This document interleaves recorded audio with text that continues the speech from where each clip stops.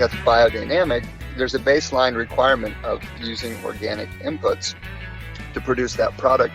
However, the inputs have to be sourced locally. And that's what I really like about biodynamic is you can have an organic product, but because there's no requirement on where those inputs come from, it's very possible to have an organic product that has quite a large carbon footprint. From MJBulls Media, it's the Raising Cannabis Capital Show.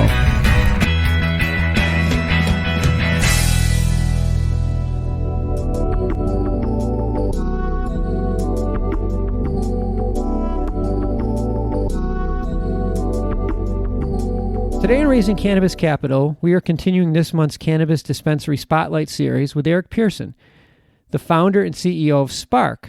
Erich, welcome to the show. Thank you. Thanks for having me on, Dan. Well, it's a real honor to speak with you today. Sparc has been a pioneering force in the cannabis industry for a long time. And I think the best way to get things started is, and I think it's really important for our listeners, is to get a sense of just how much experience Sparc has. When did you open your first dispensary? 2010. I think we started the permitting process in 2008 or so and had our doors open in San Francisco in 2010. We're almost into a decade of running dispensaries. Yeah, that was an interesting time. I think that we were still dealing with a lot of federal interference in San Francisco. The letters were being sent out from the federal government's drug enforcement agency and whatnot. So they were trying times, but we've come a long way. I first started really in the cannabis industry in 1998 after moving out from Indiana. I came out to grow cannabis and started supplying dispensaries and whatnot in the early 2000s. But it wasn't until 2009, 2010 until we actually had a dispensary. Yeah, when I talk to people about Sparc, they always comment on the quality. Going through your bio, I suspect that a lot of your commitment to quality is rooted in your early days back in the 90s when you were working with sick patients, and maybe give people a sense of what that was like. See, I think it was 2004 that I really started situating my business and operations in San Francisco.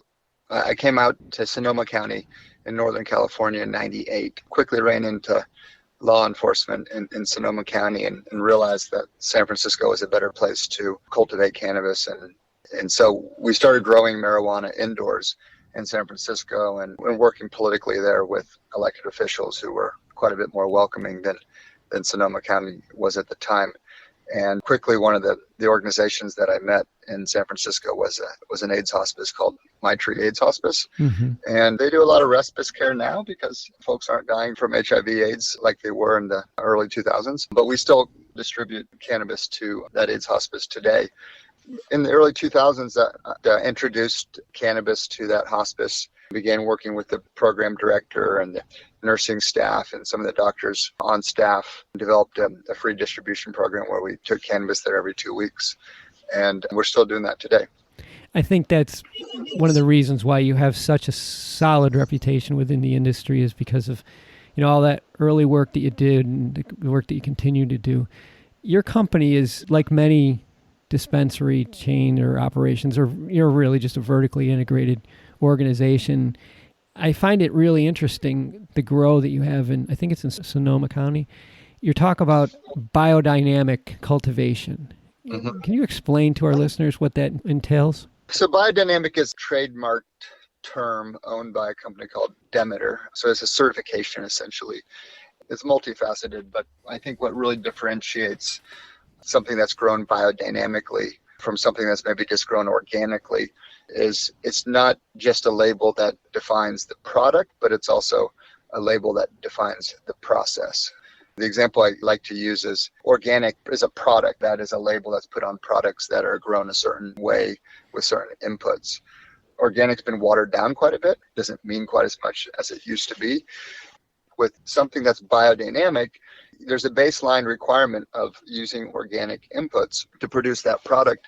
However, the inputs have to be sourced locally. And that's what I really like about biodynamic is you can have an organic product, but because there's no requirement on where those inputs come from, it's very possible to have an organic product that has quite a large carbon footprint. So let's just use some of the common ingredients for growing cannabis. Peat, for example, may come from Canada on a truck or a trailer all the way down to Sonoma County.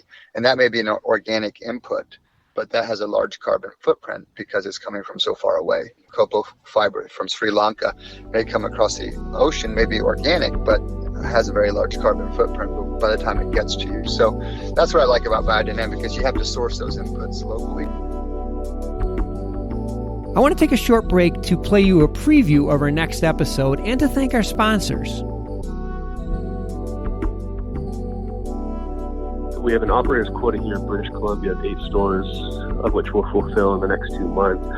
And then in Alberta, we're rolling out a pretty ambitious expansion plan by way of about 10 development permits that we acquired late last year, of which we'll really focus in on 5 to 8 key A-plus locations. And then Ontario, I think, is the hill that we'll live or die on. It's one that we really had a tremendous appetite from the get-go to expand into. And we plan on opening probably 10 to 15 stores there this year. Tune in on Sunday to hear Harrison Stoker from the Hobo Cannabis Company. And now let's get back to today's show. Right now you're at 5 locations in Northern California? Yeah, we're 3 locations in San Francisco, 1 in Santa Rosa, 1 in Sebastopol. Okay. And then what are your plans? What's next on the plate? There's a lot of shiny objects out there, and we get calls from various states and stuff. I'll tell you, Manhattan in New York is something that interests me as the state moves forward. For the most part, we've been fairly disciplined, focusing just on Northern California. In order to really capitalize on our vertical, of course, we can't grow product in California and send it over state lines. So we've really been focused on just Northern California. That's the most accretive way to grow our business. We're always looking at more retail opportunities, whether through acquisition or management contracts or competing in a competitive process for limited market dispensaries in Northern California, primarily focused right here with what's on our plate right now. It's such a gigantic market. I mean, it's inconceivable that you could fill in all the opening opportunities in that space. And even in the short term, there's just so many opportunities. As far as the expansion plans, are you going to need to raise capital to do this, or are you going to self-fund it? We've raised some capital, and we'll probably raise a bit more here in the spring. We're a profitable business, though, so the capital markets are pretty tough right now. Mm-hmm. If we can raise that the valuation that we did, a year ago, then I think anybody would take that in a heartbeat because the valuations are down so low. But we don't have a super high burn rate. We're profitable, so we're okay. I mean, obviously, growth takes more capital. And I see a lot of distressed assets coming online in the next 1 to 2 years, I believe, in California. So having the right funding and the right amount of capital to take advantage of some of those opportunities will be a good thing. But we're not in the middle of a round right now. Okay. Well, you did mention earlier that you're keeping your eyes open for locations that maybe want to be acquired or want to work in some sort of licensing operation agreement. That's part of the growth strategy? In some jurisdictions in California, San Francisco, for example, Santa Rosa, for example, where we already operate, we'd like to have more locations, but we specifically did not jump into the whole get in line to apply for a new location because we have enough experience in these jurisdictions to realize that putting money out to tie up real estate, to submit a permit and wait 3 years in San Francisco to get your doors open is not the most financially wise way to go about it. So whether it's San Francisco or Santa Rosa, we're going to see folks who have spent 3 years plus waiting to get their doors open and then realizing that these dispensary opportunities are not $5, $6, $7, $8 million a year stores, but they're maybe 1 or 2.